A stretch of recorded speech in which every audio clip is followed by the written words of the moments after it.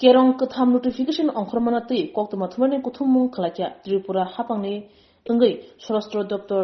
Manjaphagia Sorostro Sochip P.K. Chakraborty and Sochip Sanjay Bhattacharya tei IGL Darlong. আজকে আমরা এখানে সম্মিলিত হয়েছি। আপনারা জানেন যে আমাদের সারা দেশে ত্রিপুরা সহ 3টি নতুন ক্রিমিনাল অ্যাক্ট চালু হতে যাচ্ছে 1 জুলাই 2024 থেকে এই বছরের। আজকের এই প্রেস মিটে আমি হোম ডিপার্টমেন্টের পক্ষ থেকে উপস্থিত আছি। আমার সঙ্গে আছেন সেক্রেটারি ল মাননীয় সঞ্জয় ভট্টাচার্য মহোদয়, আছেন আইজি সাহেব মিস্টার এল গালম। তো ভারতীয় ন্যায় সংহিতা 2023, ভারতীয় নাগরিক সুরক্ষা সংহিতা 2023, ভারতীয় সাক্ষ্য অধিনিয়ম 2023 নামে 3টি নতুন আইন প্রণীত হয়েছে। এই 3টি নতুন আইন 1 জুলাই 2024 থেকে সারা দেশে ত্রিপুরা সহ কার্যকরী হতে যাচ্ছে। নারী, শিশু এবং রাষ্ট্রের বিরুদ্ধে সংঘটিত অপরাধ দূরীকরণকে অগ্রাধিকার দিয়ে ফৌজদারি বিচারের সংস্কার সাধন করা হয়েছে এই 3টি আইনের মাধ্যমে। নতুন আইনের লক্ষ্য হচ্ছে দেশের ফৌজদারি বিচার ব্যবস্থার আধুনিকরণ করা, বিচার প্রক্রিয়াকে ত্বরান্বিত করা এবং ক্ষতিগ্রস্তদের সুরক্ষা নিশ্চিত করা। ভারতীয় ন্যায় সংহিতা 2023 এটি একটি প্রতিস্থাপিত আইন, যেটা প্রতিস্থাপিত করেছে ভারতীয় দণ্ডবিধি 1860 যে আইনটা ছিল সেই আইনটা। তদ্রূপ ভারতীয় নাগরিক সুরক্ষা সংহিতা 2023 আগে যেটা প্রচলিত, আজকে 30 তারিখ অবধি যেটা বলবৎ থাকবে, ফৌজদারি কার্যবিধি 1973 সেটাকে প্রতিস্থাপন করেছে। এবং ভারতীয় সাক্ষ্য অধিনিয়ম 2023 এই আইনটি ভারতীয় সাক্ষ্য আইন 1872 কে প্রতিস্থাপিত করেছে। উল্লেখযোগ্য হচ্ছে যে ভারতীয় দণ্ডবিধির যে নতুন আইন যেটা হয়েছে, দণ্ডবিধির 511টি ধারার পরিবর্তে ভারতীয় ন্যায় সংহিতায় 358টি ধারা রয়েছে, অর্থাৎ ধারা অনেকাংশেই কমিয়ে দেওয়া হয়েছে। 6 ধরনের অপরাধের জন্য কমিউনিটি সার্ভিসের শাস্তি চালু করা হয়েছে, এটা এরকম ভাবে আগে ছিল না। ভারতীয় ন্যায় সংহিতা 2023-এ 7টি নতুন অপরাধমূলক বিষয় প্রবর্তন করা হয়েছে, ঠিক নতুন করে ইনসারশন। এবার নতুন যে ফৌজদারি আইন, এই আইনের প্রধান বিষয়সমূহ কি কি? প্রথমত, নতুন আইনের 173 ধারা মূলে একজন নাগরিক নির্ধারিত থানা এলাকার বাইরেও যে কোনো স্থানে এফআইআর করতে পারে, যাকে জিরো এফআইআর নামে আখ্যায়িত করা হয়েছে এই আইনে। নতুন আইন অনুযায়ী নাগরিকদের ই এফআইআর, ই ফার্স্ট ইনফরমেশন রিপোর্ট করার সংস্থান রয়েছে। ইলেকট্রনিক সিস্টেমের মাধ্যমেও এফআইআর করা যাবে, এরকম প্রবিধান রয়েছে নতুন আইন অনুযায়ী। ভারতীয় নাগরিক সুরক্ষা সংহিতা BNSS সংক্ষেপে বলা হয়, এর 530 ধারা অনুসারে সমস্ত ট্রায়াল, অনুসন্ধান এবং প্রসিডিংস বা কার্যধারা ইলেকট্রনিক মোডে করার অনুমোদন রয়েছে। নতুন আইন অনুযায়ী দূরবর্তী সাক্ষ্য প্রমাণের ক্ষেত্রে ইলেকট্রনিক উপস্থাপনাকে অনুমোদন দেওয়া হয়েছে, অর্থাৎ সাক্ষ্য ইলেকট্রনিক মোডের মাধ্যমেও করা যেতে পারে। ইলেকট্রনিক রেকর্ডগুলি, কাগজে যে ডকুমেন্ট রয়েছে সেই রকমই একই আইনের প্রভাব থাকবে এই বিষয়টি নিশ্চিত করা হয়েছে। নতুন আইন পুলিশকে কোনো বেআইনিভাবে অর্জিত সম্পত্তিকে ফরফিট বা যুক্ত করার ক্ষমতা দিয়েছে। অর্থাৎ ইলিগালি আর্ন যদি কোনো প্রপার্টি থাকে সেটাকেও অ্যাটাচ করতে পারবে বা ফরফিট করতে পারবে, এরকম ক্ষমতা পুলিশের হাতে দেওয়া হয়েছে। নতুন আইনে ছোট ছোট অপরাধের ক্ষেত্রে বিশেষ করে যারা শারীরিকভাবে অক্ষম অথবা প্রবীণ নাগরিকদের ক্ষেত্রে গ্রেপ্তার থেকে রক্ষা পাওয়ার সংস্থান রয়েছে। গ্রেপ্তার করা যাবে না শারীরিকভাবে অক্ষম আছেন বা বয়স্ক লোক, অনেক প্রবীণ হয়ে গেছেন, শারীরিক প্রবলেম আছে, তাই অ্যারেস্ট করা যাবে না, মানে অ্যারেস্ট করা থেকে বিরত থাকা যেতে পারে। মামলা নথিভুক্ত হওয়ার 90 দিনের মধ্যে তদন্তের অগ্রগতি সম্পর্কে ক্ষতিগ্রস্ত ব্যক্তি বা মামলাকারী ব্যক্তি যিনি ভিকটিম তাকে জানাতে হবে। ফাঁসি দেওয়ার 60 দিনের মধ্যেই অর্থাৎ 2 মাসের মধ্যেই বিচার প্রক্রিয়ার ট্রায়াল শুরু করা নিশ্চিত করার নতুন আইনে বিধান রয়েছে। বিচারের শুনানি শেষে 45 দিনের মধ্যেই রায় ঘোষণা করতে হবে। রায়ের অনুলিপি 7 দিনের মধ্যে অনলাইনে আপলোড করতে হবে। এছাড়া বিএনএসএস এর যে ধারা রয়েছে 65 ধারা উপধারা 2, তাতে রয়েছে 12 বছরের কম বয়সী মেয়েদের যদি ধর্ষণ করা হয় সেই অপরাধের দোষীদের মৃত্যুদণ্ডের বিধান এই আইন অনুযায়ী চালু হয়েছে। নতুন আইনে যেসব অপরাধের কারণে 3 বছরের কম জেল হয় বা পানিশমেন্ট হয় সেসব অপরাধের দোষীদের গ্রেফতারের ক্ষেত্রে ন্যূনতম ডেপুটি সুপারিনটেন্ডেন্ট অফ পুলিশ মর্যাদা সম্পন্ন অফিসারের অনুমতি দরকার হবে।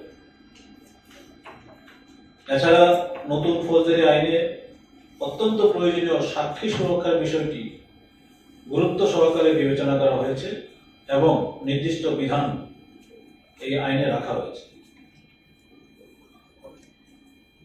3টি আইন কার্যকর করার জন্য প্রশাসনিকভাবে স্বরাষ্ট্র দপ্তর, পুলিশ সহ ল সেক্রেটারি বা আইনের যিনি সেক্রেটারি আছেন, আমরা সার্বিকভাবে বিভিন্ন পদক্ষেপ গ্রহণ করেছি। পুলিশ, কারা, আইন, স্বাস্থ্য ও জনকল্যাণ দপ্তর, প্রসিকিউশন দপ্তর, স্টেট ফরেন্সিক সায়েন্স ল্যাবরেটরি সহ 3010 জনকে এখন পর্যন্ত অনলাইন ও অফলাইনে দক্ষতা বৃদ্ধির জন্য ও প্রযুক্তি প্রয়োগের ক্ষেত্রে প্রশিক্ষণ তাদেরকে দেওয়া হয়েছে। স্বাস্থ্য দপ্তরে যারা কর্মরত হেলথ অফিসাররা রয়েছেন তাদেরও প্রশিক্ষণের ব্যবস্থা করা হয়েছে এবং 500 শতাধিক স্বাস্থ্য দপ্তরে যারা হেলথ অফিসার আছেন তাদেরকেও প্রশিক্ষণ দেওয়া হয়েছে। এছাড়া শিপারের মাধ্যমে বিভিন্ন দপ্তরে সিনিয়র অফিসারদেরকে মাস্টার ট্রেনার হিসেবে প্রশিক্ষণ দেওয়া হয়েছে। এরকম স্বাস্থ্য দপ্তরের জন্য 43 জন মাস্টার ট্রেনার রয়েছেন যারা জেলা ভিত্তিক প্রশিক্ষণের মাধ্যমে স্বাস্থ্য দপ্তরে যারা কর্মরত ডাক্তাররা রয়েছেন তাদের প্রশিক্ষণের ব্যবস্থা করবে। এছাড়া নতুন যে সংশোধিত সিসিটিএনএস অর্থাৎ ক্রাইম এবং criminal tracking network and system CCTNS এর অ্যাপ্লিকেশন পরিচালনার জন্য 282 জন পুলিশ কর্মীকেও প্রশিক্ষণ দেওয়া হয়েছে। রয়েছে পরিকাঠামো উন্নয়নের ব্যবস্থা করা, প্রযুক্তিগত উন্নয়ন সাধন করা, নতুন নিয়োগ সেখানে যেখানে দরকার যে দপ্তরে সেখানে নিয়োগের জন্য পদক্ষেপ নেওয়া, আইন বা নিয়ম যেগুলি রয়েছে সেগুলি সংশোধন বা প্রণয়ন, স্ট্যান্ডার্ড অপারেটিং সিস্টেম বা প্রসিডিওর সেটারও প্রণয়ন করা ইত্যাদি সরকারের যে নির্দেশিকা রয়েছে সেগুলিকেও প্রয়োজন অনুসারে পর্যায়ক্রমে কার্যকর করা হবে। নাগরিকদের মধ্যে নতুন আইন সম্পর্কে অবগত করার জন্য সমস্ত জেলায় জেলা শাসক এবং পুলিশ সুপারগণ ব্যাপক সচেতনতামূলক প্রচার অব্যাহত রেখেছে। তাছাড়াও থানা এলাকাতেও 1 জুলাই সেখানে এলাকাবাসী এবং পাবলিক রিপ্রেজেন্টেটিভ দিয়ে সচেতনতামূলক অনুষ্ঠানের মাধ্যমে এই আইনের যে চালু হচ্ছে সেটা প্রত্যেক থানা এলাকাতেই থানায় করা হবে। সবার অবগতি করার জন্য জানা আছে যে 3টি নতুন ফৌজদারি আইন চালু হলো 1 জুলাই থেকে আমাদের এই রাজ্যে এবং সারা দেশে। এই তথ্য জানার জন্য গুগল প্লে স্টোর থেকে কেউ ইচ্ছে করলে সংকলন মোবাইল অ্যাপ এটা যদি ডাউনলোড করে তাহলে আপনারা 3টি আইন সম্বন্ধেই জানতে পারবেন। যে কোনো ব্যক্তি তার মোবাইলের মাধ্যমে এটা জানতে পারবে এবং সেখানে কোন কোন ধারা আগে ছিল, এখন কোন ধারা পরিবর্তিত হয়েছে, ধারার নম্বর, কোন আইন আগে ছিল এখন সেটা ডিলিট হয়ে গেছে অর্থাৎ রিপিট হয়ে গেছে, বাতিল হয়েছে বা বাদ দেওয়া হয়েছে, কোন মানে সেকশন বা ধারা নতুন করে দেওয়া হয়েছে সেটাও আপনারা দেখতে পারবেন। এছাড়া কিছু কিছু টার্মিনোলজি যেগুলি ব্রিটিশ শাসিত ভারতবর্ষে ব্যবহার হতো, কারণ এই যে 3টি আইন আগে ছিল পরবর্তী ছিল আমাদের রাজ্যে এবং দেশে, সেগুলি তো ব্রিটিশদের সময় থেকে করা। যদিও সিআরপিসি 1973 বলা হয়েছে কিন্তু এটা 1961 এ এটা হয়েছিল, 1898 হয়েছিল। তো পরবর্তী তখন ব্রিটিশ শাসিত দেশই আমাদের ছিল। তো সেখানে অনেক টার্মিনোলজি, অনেক টার্ম, অনেক শব্দ ব্যবহার হতো যেগুলি ব্রিটিশদের উদ্দেশ্যে বা ব্রিটিশদের জন্য ব্যবহার হতো। তো সেগুলি পরিহার করা হয়েছে নতুন আইন অনুযায়ী। আপনারা যদি মনে করেন যে গুগল ডাউনলোড করে দেখতে চান সেটাও আপনারা দেখতে পাবেন এবং জনগণ যে কোনো ব্যক্তি সেটা দেখতে পাবেন। এটা সংক্ষেপে আজকে আমরা এখানে আলোচনা করার জন্য বসেছি। একটু বিশাল মানে ব্যাপার, কারণ অনেকগুলি এখানে ধারা রয়েছে নতুন আইন অনুযায়ী। নতুন নতুন কিছু কিছু প্রভিশন নতুন করে হয়েছে, কিছু ডিলিট হয়ে গেছে, আবার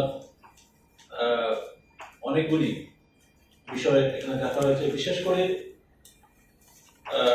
জনগণকে সুরক্ষা, জনগণের যাতে জনগণ যাতে আইন বা বিচার পান সেটাই এখানে বিশেষ লক্ষ্য। এই 3টি আইনের নতুন করে প্রণয়ন করা। এছাড়া কিছু ডিজিটাইজেশন করা হয়েছে। ডিজিটাল ডেজে আমাদের তো এখন ডিজিটাল মোডে সবকিছু চলে, অনলাইনে চলে। তো সেই লক্ষ্যে যাতে যে কোনো ব্যক্তি সাক্ষ্য দিতে পারে স্ব এলাকা থেকে, নির্দিষ্ট কোনো জায়গা থাকবে সেখানে গিয়ে ইলেকট্রনিক মোডে এই ব্যবস্থাও করা হয়েছে।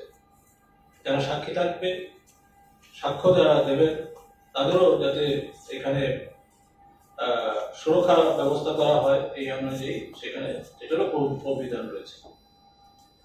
ধন্যবাদ সকলকে। আমার একটা প্রশ্ন আমি বললাম, যারা প্রথমে তো হচ্ছে যেখানে place of occurrence of incidents থাকবে, ইনভেস্টিগেটিং অফিসার ইনভেস্টিগেট করবে, তারা ট্রেন আছেন। থানা অন্যান্য অফিসাররা ট্রেন করেছেন। ফরেন্সিক সায়েন্স ল্যাবরেটরিতে যারা কর্মরত সায়েন্টিস্ট আছেন, অফিসাররা রয়েছেন, তারা ট্রেন। পিপি এপিপি যারা সরকার পক্ষের উকিল আছেন, তারা ট্রেন্ড আছেন, ল অফিসার্স যারা আছেন, জুডিশিয়াল ম্যাজিস্ট্রেট যারা, ওনারা ট্রেন্ড হয়েছেন, ওনাদেরকে প্রশিক্ষণ দেওয়া হয়েছে। পুলিশের অন্যান্য পদাধিকারী যারা আছেন বিভিন্ন স্তরে, তাদেরকে ট্রেনিং দেওয়া হয়েছে। টিপিএস অফিসার, টিসিএস অফিসার, তাদের ট্রেনিং হয়েছে। হেলথ অফিসার যারা আছে, তাদের ট্রেনিং চলছে। তাদের প্রায় 700 মতো এরকম হেলথ অফিসারদের ট্রেনিং হয়েছে। বাকি হেলথ অফিসারদের ট্রেনিং আজকেও যেমন ধলাই ডিস্ট্রিক্টে হচ্ছে। তো যেগুলি আমাদের যে সারা প্রসিকিউশনে তাদের ট্রেনিং হয়েছে, আর প্রিজনে যারা কর্মরত অফিসার বা অফিসার কর্মী আছেন, তাদেরও ট্রেনিং হয়েছে। 7টি প্রিজনের কিন্তু ট্রেনিং এর কাজ প্রায় শেষের দিকে। তো ট্রেনিং তো is not the end of it. এটা তো টাইম টু টাইম যখন প্রয়োগ হবে তখনও এটা কাজে লাগবে। এছাড়া রিফ্রেশার ট্রেনিংও দরকার হবে। আমাদের অনেক অফিসার বাইরে গিয়েও ট্রেনিং করেছেন, গুয়াহাটিতে ট্রেনিং হয়েছে, গুজরাটে ফরেন্সিক সায়েন্স ইউনিভার্সিটি আছে, ওখানে ট্রেনিং হয়েছে অফিসারদের। পুলিশ অফিসারদের ট্রেনিং স্পেশালিও বাইরে হয়েছে। তো এইটা চলছে, সুতরাং দে আর অ্যাওয়ার অফ ইট। এই আইনটা 2023-এ প্রণয়ন হয়েছে, তারপর থেকে গভর্নমেন্ট অফ ইন্ডিয়া বিভিন্ন পদক্ষেপ গ্রহণ করেছে। সেখানে ইউনিয়ন হোম মিনিস্ট্রি বিভিন্ন সার্কুলার এবং ট্রেনিং মডিউল ইত্যাদি ওয়েবসাইটেও দেওয়া হয়েছে। সুতরাং state as a whole is equipped to implement the 3 major criminal acts which will be effective from 1st of July 2024. Sir, there is a point regarding EFI. পাবলিকের কাছে তো সাধারণ পাবলিকের কাছে তো এখন যাচ্ছে। আগে তো আমরা আমাদের হাউস সাজিয়েছি, এখন তো সাধারণ পাবলিকের কাছে যাবে।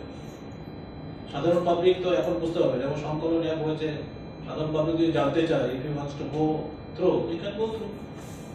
এজ এ লেম্যান আমি যদি চাই জানতে, আমি জানতে পারবো। আমাকে তো পড়তে হবে আইনটা, না পড়লে জানা যাবে। এই যে 3টা আইন আছে, অনেক ধারা রয়েছে, এই ধারাগুলি সম্বন্ধে অবগত করতে হলে তাকে পড়তে হবে। আর সাদামাটা ভাষায় আজকে যেভাবে আমরা পড়ছি, এটা হলো সাদামাটা ভাষা। আমরা সবগুলি আইনের ভাষাতে বলছি, তাও না, তাই কি না? স্যার, আজকে আরেকটা প্রশ্ন আমার ছিল, যেহেতু আজি স্যার আছে, দেখা যাচ্ছে ত্রিপুরাতে প্রচুর পরিমাণে বাংলাদেশি ঢুকছে। তো এটা আলাদা কথা আছে, আজকে এটা সম্বন্ধে বলবো, যেটা মেন টপিক থেকে সরে যাচ্ছে।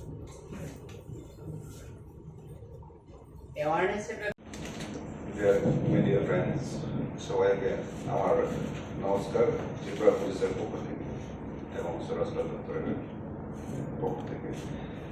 আমরা 1 জুলাই থেকে এই 3টি মেজর অ্যাক্ট যেটা নতুনভাবে প্রণয়ন করা হয়েছে, এটার এনাক্টমেন্ট হবে, এফেক্ট হবে 1 জুলাই থেকে।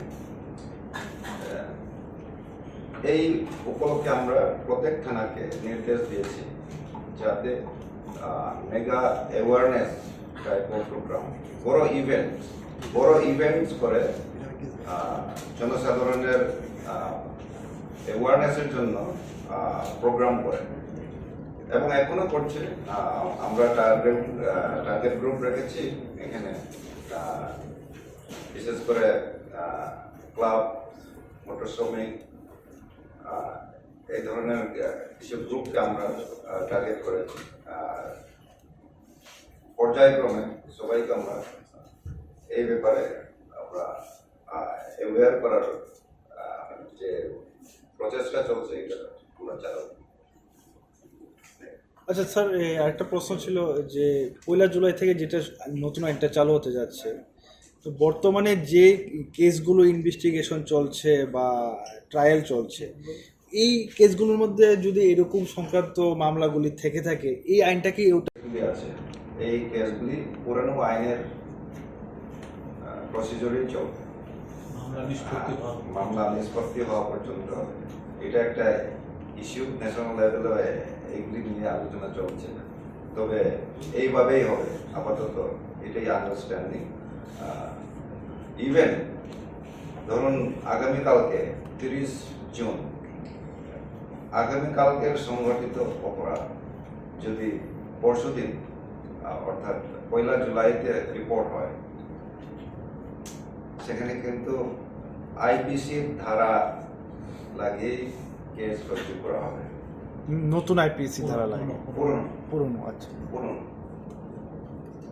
এখানে ডেট অফ অকারেন্স ডিসাইড করবে Time and আপনি date. কোন প্রসিডিউর আপনি 30 তারিখ রাত্র 12টার আগে 12টা পর্যন্ত। we have CCTNS যে আমাদের অ্যাপ্লিকেশনস আছে, এখানে বা আপনি ইন এনি ইলেকট্রনিক মোড আপনি কমপ্লেন করতে পারছেন, ইভেন ইমেইল,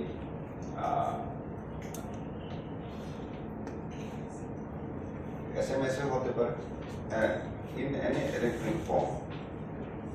আপনি যদি জানেন থানার address, then you can file first itself. And how can we get the confirmation of it? That the complaint is registered or not? Now দেখুন, complaint, police is bound to register a case if the complainant is able to sign it within 3 days. 3 days এর মধ্যে sign করতে হবে। যদি sign না করে তাহলে police, যদি কন্ট্যাক্ট নাম্বার থাকে, পুলিশ উইল কন্ট্যাক্ট হিম। যদি টার্ন আপ না করে, দেন there is different thing. The police proper record রেখে the hearing. Sir, the total police station এর সংখ্যা কত রাজ্যে? রাজ্যের টোটাল পুলিশ স্টেশনের সংখ্যা 88, অস্ট্রা city including GRPS, railway police. And outpost? Outpost এই মুহূর্তে আমার কাছে নেই, ভুল হবে। আউটপোস্ট তো পুলিশ স্টেশনের আন্ডারে আছে। So in all these 88 places, awareness campaign will be arranged on July হ্যাঁ, 1. yes. স্যার, অনেক ক্ষেত্রে তো পুলিশের বিরুদ্ধে অভিযোগ সাধারণ মানুষই করে, রাজনৈতিক ব্যক্তিত্বরা করে, বিভিন্ন প্রশাসনের লোকজনও করে। পুলিশ যথাসময় মামলা নেয় না বা মামলা এফআইআর করার পর সেই মামলা রেজিস্ট্রি করে না, আপনাদের ভাষায় সিট টাইপের খোলা হয় না, মামলাটাদের নথিভুক্ত হয়েছে, এটার কোনো প্রমাণ সাধারণ মানুষ পায়, সেক্ষেত্রে কি হচ্ছে? আমার মনে হয় এই নতুন আইনে এটার মানে টেক কেয়ার নেওয়া হয়েছে। এটা নতুন আইন has taken care of this problem. আপনি police is bound to register. আমার ঠিক আছে না, আমার সাধারণ মানুষ হিসেবে জানতে চাই পুলিশের বিরুদ্ধে ব্যবস্থা যদি আমার এফআইআর গ্রহণ না করা হয় বা আমার এফআইআর করে। না, আপনি ইলেকট্রনিক ফর্মে ইমেল বা ইয়েতে আপনি করতে পারছেন এখন, তার তো ডিনাই করার কোনো সুযোগ নেই। হ্যাঁ, আমি আশা করি আপনার ত্রিপুরা নাগরিক হিসাবে অবগত আছেন যে ত্রিপুরাতে মানে থাকি পার্সনও মানে ওই ক্যাটাগরিতে জানে কিনা সন্ধ্যা আছে ঘুরে ইয়ে করা ঘুরে থেকে জানলা পার্সাল করে ইলেকট্রনিক মিডিয়া তো একটা অল্টারনেটিভ। এটা মানে এরকম না যে রিটার্ন এফআইআর দিতে পারবে, এটা অতিরিক্ত অল্টারনেটিভ একটা। মানে তাৎক্ষণিক যদি কেউ এফআইআর করতে চায়, ইলেকট্রনিক মিডিয়া হচ্ছে first additional facility. Additional facility. ঠিক আছে, প্রথমে আমি সবাইকে নমস্কার জানাই। যে ব্যাপারটা আপনি বললেন যে পুলিশ কাস্টডির মেয়াদ বাড়িয়ে দেওয়া হয়েছে, সেটা একটা ইস্যু। অনেক ক্ষেত্রে সেটা শোনা যাচ্ছে যে অনেকে বলছে। এক্ষেত্রে আমি বলতে চাই, এই সংক্রান্ত যে সেকশনটা আনা হয়েছে নতুন বিএনএস অর্থাৎ বিএনএসএস এ, ভারতীয় নাগরিক সুরক্ষা সংহিতাতে, সেখানে বলা হয়েছে ম্যাক্সিমাম ডিটেনশন ডেজ যেগুলোর ক্ষেত্রে 90 ডেজ ছিল, সেখানে আপ টু 60 ডেজ পর্যন্ত পুলিশ কাস্টডিটা আপনি বিভিন্ন স্পেলে নিতে পারবেন। আর যেসব অফেন্সের ক্ষেত্রে ম্যাক্সিমাম কাস্টডির মেয়াদ 60 ডেজ, সেই সব ক্ষেত্রে পুলিশ কাস্টডিটা আপনি বিভিন্ন স্কেলে আপ টু 40 ডেজ পর্যন্ত নিতে পারবেন। একটা জিনিস ঠিক, ওই ল্যাঙ্গুয়েজটা ড্রাফটিং এর ক্ষেত্রে সাধারণ দৃষ্টিতে বোঝা যায় যে পুলিশ কাস্টডিটা স্পেসিফিক্যালি মেনশন করেনি। আগের আইনে যেটা ছিল যে বিয়ন্ড 15 ডেজ পুলিশ কাস্টডি দেওয়া যাবে না, সেই কথাটা স্পষ্টভাবে বলা নেই। সেটা জুডিশিয়াল একাডেমিতে যখন ট্রেনিং চলছিল ইস্যুটা সামনে এসেছিল, তো তখন আমরা পার্লামেন্টের যে ডিবেট হয়েছিল সেই ডিবেটের বিষয়বস্তুগুলি আমরা দেখেছি এবং ওখানে আমাদের স্বরাষ্ট্রমন্ত্রী মাননীয় অমিত শাহজি স্পষ্ট করেই বলেছিলেন যে কাস্টডিটা 15 দিনই থাকবে। এখন দেখা যাক সামনে আইনটা চালু হওয়ার পরে এগুলো কিভাবে সামনে আসে। কিন্তু আসল কথা এটাই, আসলে কাস্টডির মেয়াদ বাড়ানো হয়নি, কিন্তু কাস্টডি 15 ডেজই থাকবে পুলিশ কাস্টডি, কিন্তু এটা পুলিশকে পাওয়ার দেওয়া হয়েছে বিভিন্ন স্পেলে। দেখুন, হয়তো আজকে ঘটনাটা ঘটলো, আজকে একজন আসামি অ্যারেস্ট হলো, ওকে অ্যারেস্ট করে পুলিশ কাস্টডিতে নেওয়া হলো 3 দিনের জন্য, তারপর আবার জুডিশিয়াল কাস্টডিতে চলে গেল। এখন ইনভেস্টিগেশন চলাকালীন সময়ে এমন কিছু বিষয় সামনে এলো, ওকে আবার জিজ্ঞাসাবাদের হয়তো প্রয়োজন পড়তে পারে, তখন আবার ওকে নিতে পারবে। এইভাবে বিভিন্ন স্পেলে আপ টু 60 ডেজ পর্যন্ত নিতে পারবে। যেসব অফেন্সের ক্ষেত্রে আপ টু 90 ডেজ পর্যন্ত ডিটেনশনে রাখা যায়, আর যেসব ক্ষেত্রে আপ টু 60 ডেজ পর্যন্ত ডিটেনশনে রাখা যায় সেখানে আপ টু 40 ডেজ পর্যন্ত বিভিন্ন স্কেলে এই পুলিশ কাস্টডিতে দেওয়া যায়।